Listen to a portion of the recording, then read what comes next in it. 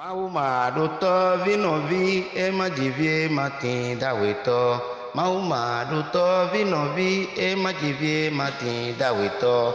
Wiropo no we imau, wiropo no we dagbelo buso da logo nagbelo. So da logo nagbelo. Laila ila ila, laila ila ila ila la ila.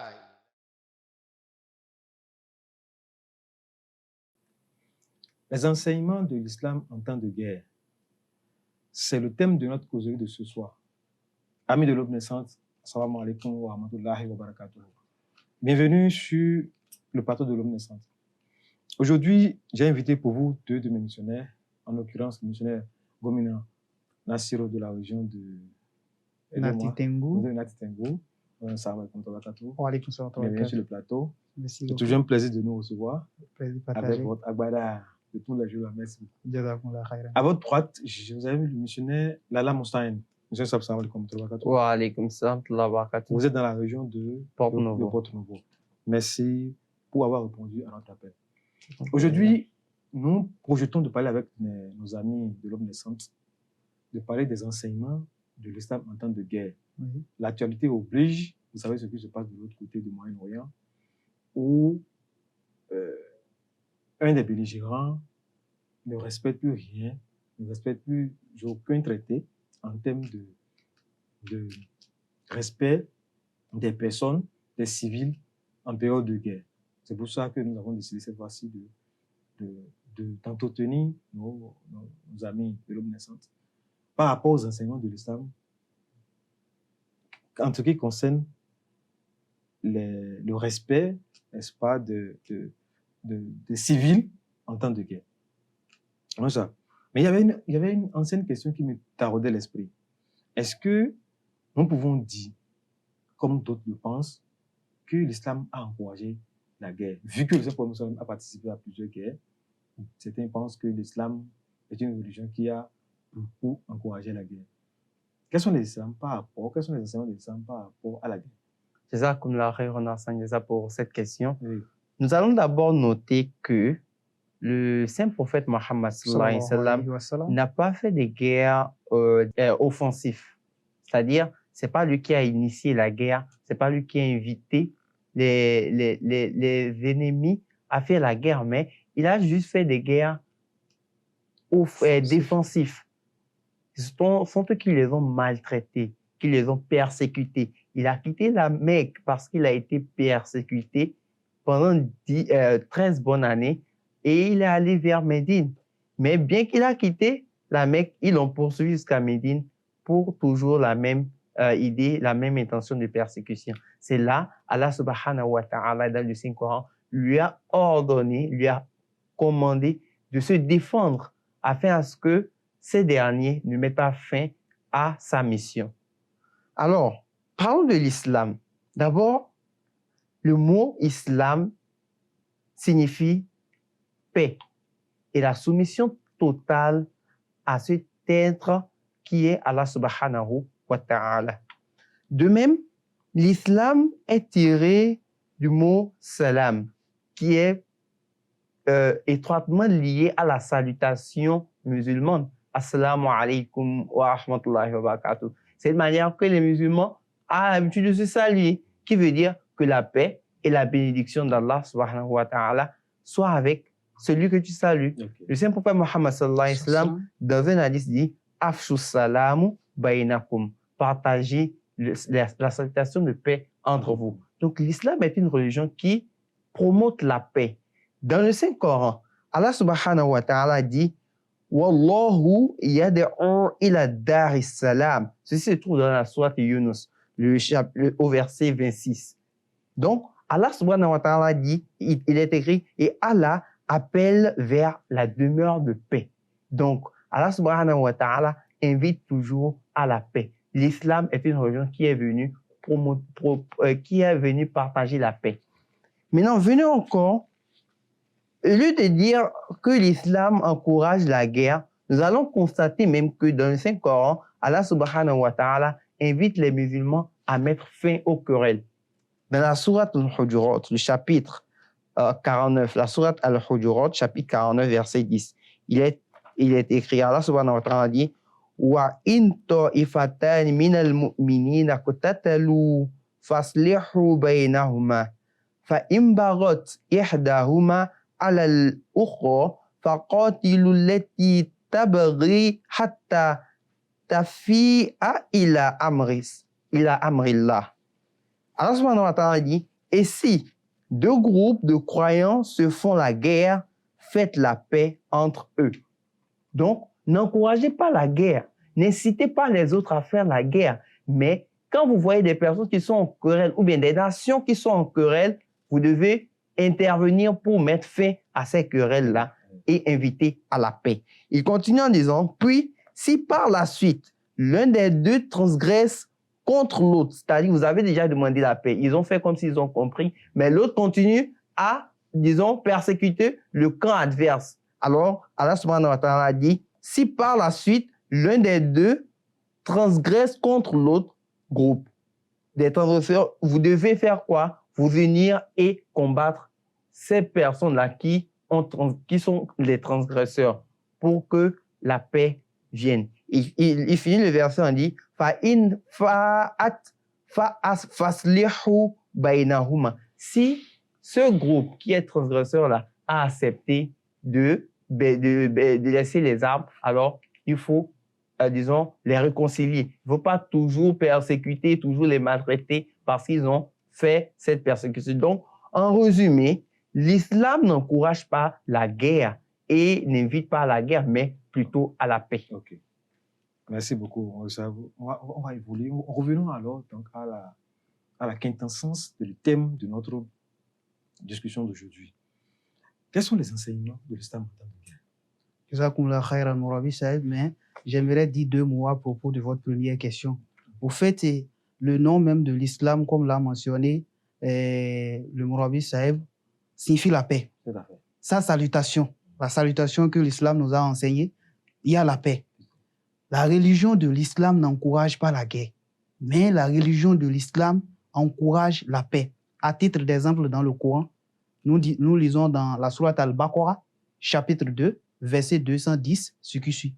Allah dit, Ya ayyuhal ladhina amanu udkhulu fi silmi kafa wa la tattabi'u khutuwatu shaytan innahu lakum aduwwun mubin. Ô vous qui croyez, entrez tous dans la paix et ne suivez pas les pas de Satan, car il est pour vous un ennemi déclaré. Allah nous enjoint de vivre en paix, de chercher par tous les moyens les voies qui vont nous conduire à vivre dans la société en paix. À titre d'exemple, un autre commandement vient nous dire « La ikraha fid din ». Il n'y a pas de contrainte en matière de religion. Tu es musulman, ne cherche pas la guerre avec ton prochain. Ne cherche pas de problème avec ton prochain. Quelle que soit la religion de cette personne, cherche à vivre en paix avec lui. On aurait compris. Ma question. Maintenant, rappelez-moi la question, s'il La vous plaît. question, c'est de savoir, est-ce que les enseignements, je veux juste les enseignements de l'islam en temps de guerre. Okay.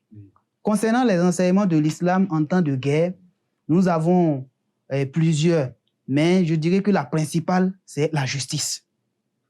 La justice est un élément capital que les musulmans ou bien le Coran nous enjoint d'observer en temps de guerre. Par exemple, dans le Coran, Allah dit « Wala yajrimannakum shana'anun qawmin ala alla ta'dilu, idilu huwa aqrabu littaqwa » Il dit « Et ne laissez pas l'hostilité d'un peuple vous inciter à agir avec injustice. Soyez toujours équitable, car l'équité est plus proche de la piété. » Le message de ce verset est très clair. Allah nous enjoint de traiter même son ennemi avec justice. Je vous donne un exemple de la justice du saint prophète sallallahu alayhi wa sallam. C'est quelque chose qui s'était passé au temps du prophète sallallahu alayhi wa sallam. Entre un juif et un musulman, pendant la période de guerre. Nous lisons que Achas bin Kais radiallahu anhu, rapporte qu'il y avait une dispute entre un juif et lui.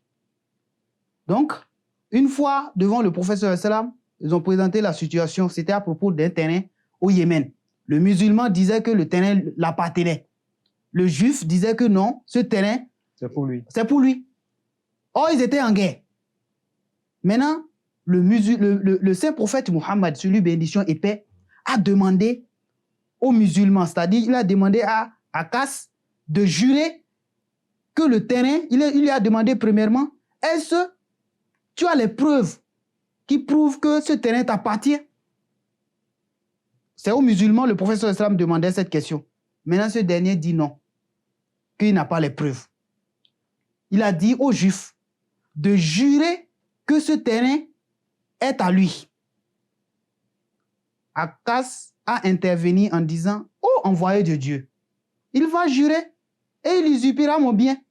Le prophète sallallahu alayhi wa sallam a répondu en disant, celui qui jure injustement pour usurper le bien d'un autre attirera la colère d'Allah le jour de la résurrection.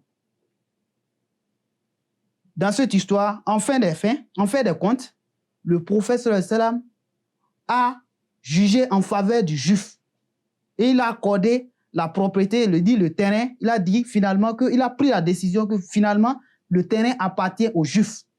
Dans cette histoire, nous voyons deux personnes se quereller à cause d'un bien. Le premier était un musulman qui était dans le camp du prophète Muhammad, sur lui bénédiction et paix. Le second était un juif qui était du camp des ennemis, parce que les juifs de l'époque étaient en guerre avec le prophète Muhammad, sur lui bénédiction et paix. Donc, le prophète a jugé en faveur du juif. Il n'a pas pris en compte leur identité religieuse. Il a fait preuve de justice. Il a fait preuve de justice. Ok, Moussa, on va évoluer. Donc, vous vous avez compris? Oui. Il n'a pas pris en compte leur identité religieuse pour dire que voilà, parce que lui, il est musulman et je suis en guerre avec l'autre, je vais lui accorder ce bien. Non. Et c'est cela, c'est ce que l'islam nous enseigne.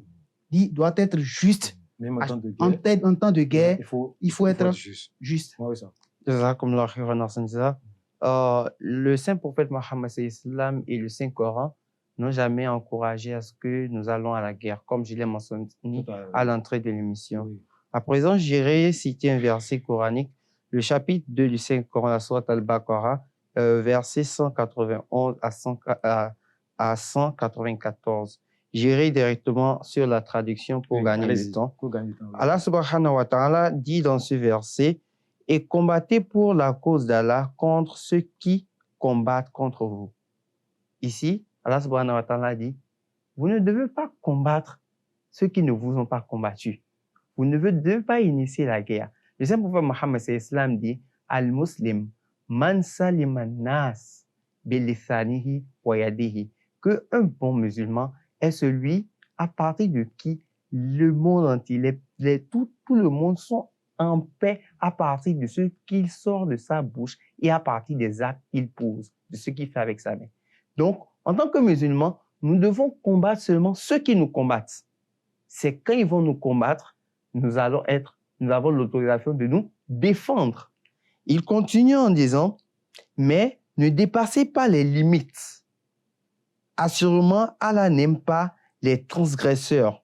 Et en temps de guerre, tuez-les partout où vous les trouvez et chassez-les d'où ils vous ont chassés. Donc, la guerre, la réponse doit être équivaut à ceux qui nous ont fait. Nous ne devons pas dépasser les limites. Nous ne devons pas leur faire du mal comme si nous attendons déjà cette guerre au préalable. Tout à fait. Allah subhanahu wa ta'ala dit, car la persécution est pire que le fait de tuer. Il dit, ne les combattez pas auprès de la sainte mosquée, à moins qu'ils ne vous y attaquent. Donc, c'est si ils viennent vous attaquer auprès de la mosquée, vous avez le droit de vous défendre, mais ne vous battez pas dans ce milieu de culte. Il continue, il dit, mais s'ils vous attaquent, alors combattez-les, car telle est la rétribution pour les mécréants. C'est parce qu'ils vous ont combattu. Donc ici, en résumé, Allah subhanahu wa ta'ala dit, la guerre n'est pas autorisé pour vous. Tout à fait. Mais Oui. vous pouvez faire recours à cela Oui. quand vous êtes persécuté, Ok. quand vous êtes menacé, Oui. quand vous êtes, disons, privé de votre foi.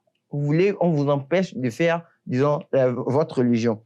Donc, Allah subhanahu wa ta'ala, de même dans un autre verset du Saint-Coran, dans le chapitre 8 du Saint-Coran, verset 39 à 41, nous lisons ce qui suit. Dis aux incroyants que s'ils renoncent à leur méchanceté, donc si les croyants renoncent à leur méchanceté, ils ne vous persécutent pas, ils ne vous empêchent pas de faire votre religion, alors ce qui est passé leur sera pardonné. Donc, on ne va pas insister parce que vous nous avez maltraité, vous nous avez fait du mal. Donc, on va prendre notre vengeance. Non. Tout ce qui est passé et vous êtes pardonné. Et que s'ils y retournent, alors en vérité, l'exemple des anciens peuples est déjà devant eux. Et combat-les jusqu'à ce que toute persécution cesse et que la religion ne soit que pour Allah seul. Vous voyez, c'est pour que la persécution seule, la kum dinukum waliyadin, qu'ils pratiquent leur religion et qu'ils nous laissent pratiquer la nôtre. C'est pas parce que nous voulons les nuire que nous allons à la guerre, mais c'est pour seulement nous défendre. Donc, tous ces versets montrent quand même que l'islam, même en temps de guerre, a toujours fait preuve de justice. De justice. Alors, qu'est-ce que vous avez à compléter? Oui, ce que j'ai à compléter à ce que Mourabi Saïou a mentionné, c'est que même avant d'aller au niveau de la guerre, là, le Coran nous dit quelque chose de très capital. Il a donné des droits aux gouvernés et il a aussi donné des droits aux gouverneurs. Que si chacun des deux côtés respecte, il n'y aura pas la guerre. Regardez ce que le Coran nous dit. Il dit, par exemple, aux gouvernés que Wayanha anil fashai wal munkari wal bagi. Wal bagi signifie la rébellion. C'est-à-dire, le Coran interdit aux gouvernés de ne pas se rebeller, de ne pas causer du désordre et se rebeller dans la société. Et s'ils respectent cela, il n'y aura pas de conflit. Il n'y aura pas quelque chose qui va causer la guerre, qui va amener jusqu'à la guerre, au fait. Et aux gouvernés, il dit simplement, comme il a déjà dit, que, par exemple, lorsqu'il y a la guerre, de faire quoi? Il dit, وَقَاتِلُوا فِي سَبِيلِ اللَّهِ الَّذِينَ يُقَاتِلُونَكُمْ. Combattez simplement ceux qui vous combattent. Regardez l'enseignement. Il dit, c'est pas parce que, par exemple, on est en guerre avec un pays. On est en guerre avec un pays, on voit les gens de ce pays qui sont chez nous. C'est pas parce qu'ils appartiennent au pays de l'ennemi qu'il faut les tuer. Parce qu'ils sont chez nous. Parce qu'ils sont chez nous. Voilà. Donc, le Coran nous enjoint de combattre uniquement ceux qui sont face sur le champ de bataille. Ils sont de l'autre, les ennemis sont de l'autre pays. Mais par exemple, avant que la guerre ne se déclenche, il y a des gens qui sont de là-bas, mais qui sont chez nous. Mais c'est pas parce qu'il y a guerre aujourd'hui qu'il faut tuer ceux qui sont chez nous. Le Coran nous dit, je répète, c'est très capital. Regardez ce qui se passe aujourd'hui. Le Coran dit, la justice, on doit appliquer la justice. Et la justice, c'est pas affaire de 2 poids 2 mesures. Merci beaucoup. On va évoluer toujours dans... on va évoluer toujours en ce qui concerne la justice en temps de guerre. On a encore une autre 10 minutes. Maintenant, pour continuer, qu'est-ce que nous allons... vous avez fini? Je n'avais pas fini. Allez-y. Donc, et j'ai quelques points à ajouter. Ce sont des enseignements du prophète Muhammad sallallahu alayhi wa sallam. Des directives qu'il a données aux compagnons avant d'aller sur le champ de bataille. Allez-y. Donc, rapidement. vous allez voir qu'il dit dans le Sahih Muslim qu'il est strictement interdit aux musulmans de mutiler les morts et de recourir à la duperie.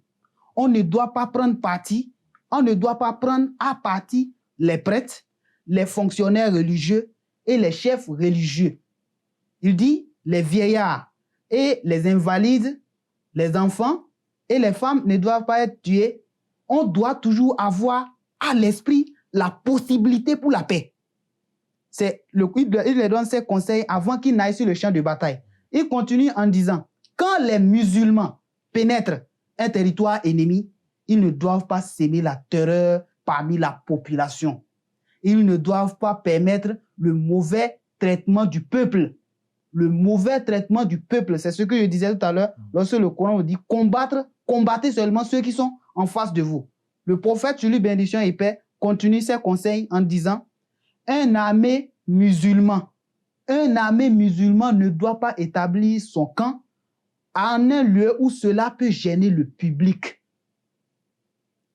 Quand elle se déplace, elle doit prendre soin de ne pas bloquer le chemin et de ne pas causer d'inconvénients aux voyageurs. On doit infliger à l'ennemi le moins de pertes possible. Nous sommes en guerre, mais le prophète dit on doit infliger à l'ennemi le moins de pertes possible. En termes de nombre de morts. En termes de nombre de morts. Ou de destruction des biens. Voilà. Et il continue en disant, parce que ce sont des conseils qu'il prodiguait à chaque fois qu'il y a guerre. Et avant d'aller sur le champ de bataille, il les répétait. Donc, il continue en disant que les prisonniers, quand les prisonniers de guerre sont placés sous surveillance, ceux qui sont proches parents parmi les prisonniers doivent être ensemble. On doit les mettre ensemble. Il veut parler de là, des conforts des autres, tout comme l'islam l'enjoint. Il dit les prisonniers doivent bénéficier d'un certain confort. Les musulmans doivent prendre plus soin du confort de leurs prisonniers que de leur. C'est tout comme si on dit de préférer l'autre à soi-même. Donc, c'est un prisonnier. Mais le prophète enjoint aux musulmans de les traiter mieux que eux-mêmes. Et à la suite, il dit les émissaires et délégués d'autres pays doivent être respectés. Ce n'est pas parce qu'ils sont les émissaires du pays des ennemis qu'on doit les manquer de respect. On doit les respecter et toute erreur ou manque de courtoisie de la part de ces derniers doivent être négligés. Si un musulman, il dit, si un musulman commet le péché de maltraiter un seul prisonnier, ce prisonnier de guerre sera relâché sans rançon. Quand un musulman prend un prisonnier de guerre en charge, il doit le nourrir et l'habiller comme il le fait pour lui-même. Le saint prophète sur lui bénédiction et paix, insistait sur l'observation de ces commandements, de ces règlements pour une armée combattante qu'il déclara une fois que celui qui ne respecte pas ce que je produis comme conseil et qui va sur le champ de bataille et fait tout ce qu'il veut, que celui-là sache que il ne combat pas pour la cause de Dieu, mais plutôt pour lui-même. Hazrat Abu Bakr, le deuxième calife de la communauté musulmane, prodiguait certains conseils aux combattants aussi, parce que la guerre continuait aussi, même après le prophète sallam. Une fois, ou des fois même, quand l'armée est prête, il a dit, arrêtez-vous soldats. J'ai 10 recommandations. Ce sont des recommandations très capitales que je veux, si vous me le permettez, de présenter. Oui, il dit, nous lisons, arrêtez-vous ô soldats. J'ai 10 recommandations à vous faire pour vous guider sur le champ de bataille. Ne commettez aucune trahison et ne vous déviez pas du droit chemin. Ne mutilez pas les dépouilles de vos ennemis, ne tuez ni femmes, ni enfants, ni vieillards, ne coupez aucun arbre fruitier. Ne coupez aucun arbre fruitier, ni les récoltes, ne détruisez aucun lieu habité, n'endommagez pas les bâtiments publics et n'égorgez aucun mouton, sauf pour la nourriture. Il dit, ne brûlez pas les palmiers et ne les inondez pas. Ne commettez pas de fraude et ne soyez pas coupable de lâcheté. Vous trouverez sur votre chemin des gens qui se sont consacrés à la vie monastique. Laissez-les tranquilles. Ceci se trouve dans Muwatta. Ce sont ces conseils que le prophète et Hazrat Abu Bakr a laissés. Et les musulmans suivent ces conseils. Les musulmans doivent suivre ces conseils aujourd'hui parce que l'enseignement coranique a été envoyé jusqu'au dernier jour. Merci beaucoup, Monsieur. Nous sommes à présenter de beaux enseignements de l'islam en termes de guerre. Qu'est-ce que vous avez ajouté? Vous allez constater dans tout ce qu'a mentionné le Mourab Issab que l'islam, en fait, n'est pas une religion assoiffée de guerre. Le saint prophète Mohammed n'est pas assoiffé de guerre et n'a pas encouragé la guerre. La belle preuve est que Lors de la conquête de la Mecque, quand le saint prophète Mohammed sallallahu alayhi wa sallam est arrivé à la Mecque, il a prononcé un langage. Il dit Izhabu antum mutlaqa qad ghafartu lakum jami'a. Donc il disait aux ses ennemis que partez. Je vous ai tous pardonné. Je vous ai tous pardonné. S'il était assoiffé, déjà qu'il a maintenant l'autorité sur tous, il pourrait dire, toi, tu as tué tant, toi, tu as fait tant, viens subir la punition de tes actes. Parce que Mais les il l'a pas musulmans, fait. la maison ont gagné la Ils guerre. ont gagné, ils ont conquéri la Mecque. La Mecque, ok. Il est entré avec 10 000 compagnons. Vous voyez? Prenons le cas de la première bataille qu'a tenue les musulmans. Les musulmans étaient juste au nombre de 314, alors que les mécréants étaient, disons, au-delà de 1000. Et ils avaient des armures sophistiquées pour se battre de cette période-là. Vous allez aussi noter que dans le Saint-Coran, Allah subhanahu wa ta'ala a parlé de l'inviolabilité des traités. Cela se trouve dans le chapitre 9, verset 14. Nous n'avons plus le temps de citer tous ces versets, mais vous devez savoir que le Saint-Coran a interdit de violer les traités. Si déjà, Si on s'entend sur une chose, il ne faut pas violer cela. Il faut respecter cela à la lettre. Donc, Allah subhanahu wa ta'ala, dans un autre verset, il parle du traitement de l'ennemi. Okay. Il dit, dans le chapitre 9, la sourate At-Tawbah, verset 6, il dit, « Et si quelqu'un d'entre les idolâtres te demande protection, accorde-lui la protection afin qu'il puisse entendre la parole d'Allah. » Donc, tu ne vas pas dire parce que c'est mon ennemi, tu vas le rejeter ou encore le punir ou le persécuter. Non, accepte-le dans ta maison, nourris-le et parle-lui. Enfin, parle-lui de Dieu, si bien sûr il est volontaire. Et continue, ensuite, conduis-le à son lieu de sûreté. Donc, ne le force pas à rester avec toi, mais conduis-le à son lieu de sûreté. Il dit, parce que ce sont les gens qui ne savent pas. Donc, ils sont inconscients, ils sont ignorants des actes qu'ils posent. Toi, sachant tout cela, tu ne dois pas te servir de cela pour les nuire, mais invite-les à la raison. Merci beaucoup, Moussa. Le temps est passé déjà. Je voudrais vous remercier pour ces beaux enseignements liés à la guerre. J'espère que cela va servir de leçon à nos autorités. Inch'Allah. Ceux qui sont en période de guerre, j'ai une pensée pour ce qui se passe au Moyen-Orient. J'espère que Allah va... Le calife nous a demandé de prier. Oui, Inch'Allah. J'espère que chacun s'efforce de prier. Inch'Allah. Donc, mesdames et messieurs, vous avez compris avec moi. Merci beaucoup, chers invités, chers amis de Ordre Centre. Je voudrais vous remercier pour votre fidélité à l'émission. Je vous rappelle qu'à tout moment, quand vous voulez, vous pouvez toujours nous envoyer vos questions. Nous allons nous faire le devoir de vous répondre. Merci beaucoup et à bientôt. Assalamu alaikum wa rahmatullahi wa barakatuh.